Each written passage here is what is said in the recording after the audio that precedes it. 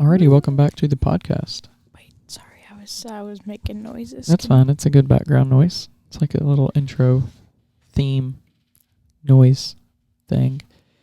Episode 20, and we're going to be talking about sleep and the benefits and the risks and all that good stuff.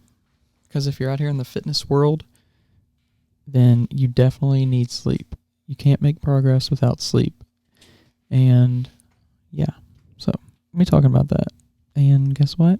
It's going to be good. So tune in. Sleep is obviously important for those going to school and learning, but sleep is important to everybody because everybody is constantly learning. And if you're not constantly learning, you should be. We all hear, we need 8 hours of sleep. And 8 hours is about the top of the recommendation. Yeah. It really ranges from who you're looking at research from and stuff, but anywhere from 6 to 10 hours. Find what works for you, like if that's 8 hours, that's cool, but I don't know if I would go from 6 to 10 hours every single night, like switching it back and forth, Oh, a consistent sleep schedule is the you. most important thing when it comes to sleep. That means getting decent, amount of sleep, but also going to bed at the same time and waking up at the same time, because your body is used to rhythms and it's used to habits and it loves those. And when you can put yourself in that situation, it just makes your whole functionality of your systems just work so much better. So get on a good pattern. So what kind of tips and strategies do you have for the people? So, like you just said, setting a regular sleep schedule. I understand this can be hard because just depending on what's going on in your life, certain times you need to go to bed early and then something happens and you can't make it to bed at that same time for another 2 to 3 weeks. It brings up an important point of being flexible and just going with it. If you're a little bit sleepy for a short period of time, it's not going to kill you. Now, yes, we want you to get your sleep, but don't just sit there and complain about it just because you're off your schedule. No one wants to hear about it. That's right. Just a little bit of a kind of deal, So aside from making a schedule, the next thing is to separate your sleep space from your study space, from your fun place to your blah, blah, blah, blah, blah. Yeah. So make sure that you're not one big thing I hear people talk about a lot is being on their phones in bed.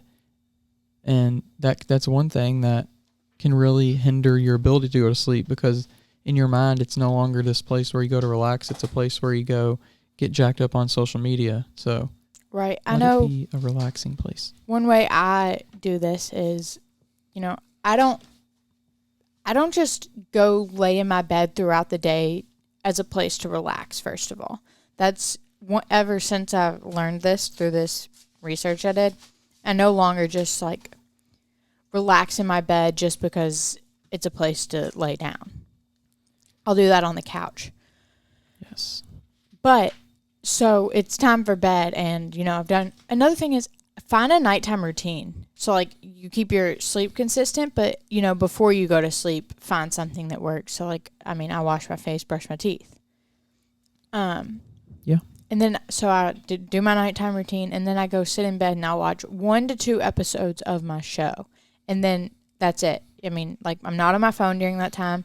And after the 2 episodes, the TV is turned off. I don't fall asleep with the show on because it's less likely I'll fall asleep because I really like my shows. Whatever works for you, but just finding what does work for you and making it your routine. Set boundaries for yourself. Self-discipline. It's sometimes I'm not tired or the show is really good, but self-discipline, takes you a lot farther than motivation. Yeah. And one thing that I do to help prepare myself for sleep is to become tired. And that can be something as simple as reading or because reading is boring. Just doing something that makes you some things just make you tired. Even if you're enjoying them, they can make you tired. So try doing something like that. Try not to get all emotionally involved or physically involved right before you sleep. Right. I know a lot of people even do some yoga. Yeah. Deep breaths and to get your adrenaline not pumping. Yeah. Another thing that I've I've heard before, and it's kind of contradictory, but taking a hot shower or a warm shower before bed can help you kind of get prepared for that. Mm-hmm. But it's weird because you also hear things about taking a warm shower to wake up. So which one is I guess it? it depends which one. Like, it goes back to your brain. Your brain just associates so many things with what your pattern is. So if your pattern is waking up in the morning and taking a hot shower, I bet it would wake you up. But if you make it a nighttime thing, it's going to help you go to sleep. So just, it goes back to consistency and having that routine. Yeah, I'm a both person, so I get it. Something to avoid. Avoid caffeine after, let's Certain amount of say, or certain time limit. 5 p.m. because caffeine, stays in your body for 5 to 6 hours. And, sometimes, when I'm trying to study for a test, I'll drink one at, 4. And I'll be, physically tired at my time to go to bed, 10, 11 o'clock. But mentally, I can't get there because that caffeine is still in my system. Yeah. See, I'm not affected by caffeine that much. That's weird because you don't drink a whole lot of it. Yeah, but last night, I had to drink some pre-workout before I did something, and it was 7 o'clock. Was it pre-workout? Since you drank pre-workout, was it before you did a workout? No, it was not. Weird. But it was a stimulant. Yeah. And it got me up enough to be more mentally engaged, but it didn't keep me up. So, yeah, I'm not the person that gets super affected by caffeine and all that stuff. But, I agree with that. Just make sure, you find what time limit works for you. Some people can't have caffeine, past noon. And that's fine. Just figure out what works for you. Right. Another thing is once you start this cycle of becoming dependent on caffeine at say 5 o'clock to get you through the rest of your day, or whatever it is in perspective to your life, you become reliant on caffeine daily, where if you just got a proper amount of sleep and not to throw in food in this podcast, but if you fuel your body with the right foods, that will give you energy.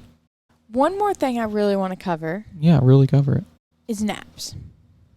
Yeah, naps are very North Pole, South Pole for people. Some people love them. Some people think that they're the worst thing. I used to, freshman year of college, I probably napped for more amount of time than I was getting in my sleep throughout the night. So I guess you could really say it was backwards, and I was sleeping through the day and napping at night. But my naps were 6 hours long.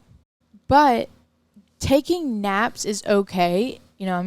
Sometimes people look down and frown upon them, and I don't even know what I'm saying. You get what I'm saying. You need a nap. I need a nap.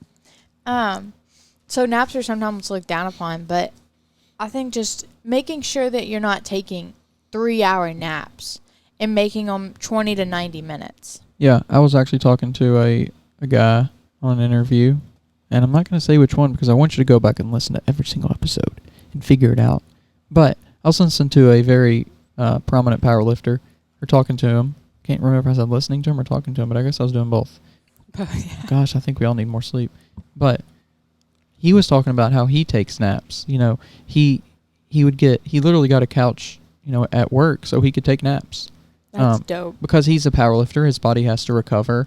And we're going to talk about, sleep is just so big for recovery. And whether you're sick or whether you're tearing your body down through exercise, it's kind of the same deal. Your body does a lot of its recovering and sleeping. So, yeah, he was just saying how important naps were to him and his progress. Why do we need to sleep? Sleeping helps us recover. And I'm assuming that if you're listening to this, you're probably into health and fitness, you're probably working out. And if you're working out, you're probably looking, at some type of goal that you want to achieve. And sleep will help you get to that goal. Let's say you are working out right now and you're only getting 4 to 5 hours of sleep. I challenge you to get 6 hours of sleep this week and 7 hours next, and see the difference in how you lift. Another thing that I think we should talk about, immune system. Right. That's very big this time of the year and because of COVID. If you're a sickly person, add some sleep to your diet. living a healthy lifestyle, sleep, diet, and working out, and there's a lot more, but to keep it basic, those are all medicine without needing medicine. Let's see this great benefit of sleep. I want to talk about this one right here. Sleep as a way that your body increases. Do you know it yet? Is anybody out there guessing? Mood. Oh. Mental health, Everybody wants to talk about it these days. But one thing is sleep. Getting some sleep, I'm not saying it would make everything all better, but maybe it would make things a little bit better to where it pushes you over to the threshold of being able to compensate with other things in a better way to where you can get, through that thing. It's just kind of a building block of, like one thing you can do, one step you can take to help you take the next step. It helps you take the next step. Not that that's going to cure depression, but maybe it'll put you in a better mood so you don't maybe fall into the slippery slope that may lead to depression. I don't know. Could help. I mean, it's worth a try. It's going to be a fairly short podcast with all the rambling that I've done, but here's what you could do with this podcast. You could listen to it before you go to sleep or when you get up, but either way, it's a short one. I'm sure it's going to be a short one. And you're going to be able to listen to it right before bed. It's like a nighttime story. And we'll put some nice peaceful music here at the end for you, and we'll call it a day. Yeah. Or a night, I guess. Yes. Well, it'd still be the end of your day. Yeah. Calling it a day. But call it what you will. Yeah. Don't care. As long as you're calling it, because that's all that matters. So, yeah, find the podcast everywhere you can find podcasts. Leave us a review, a rating on Apple Podcasts, subscribe, give us a listen, share it with your friends, your family, your amigos. And, that's pretty much it. Find us on YouTube now, Spotify. And find me at daniel.personaltraining on Instagram. And find me on Instagram at Holly with 2 Y's Vols. And if you would like to talk to us, DM us, follow us, send us some cool stuff, send us some research if you like doing that, some headlines, some topics, some whatever. And if you have any fitness needs or wants, we can hook you up that way too. So we'll be back soon with some more great information on the weight room. And for now, good night. Good morning. And good day.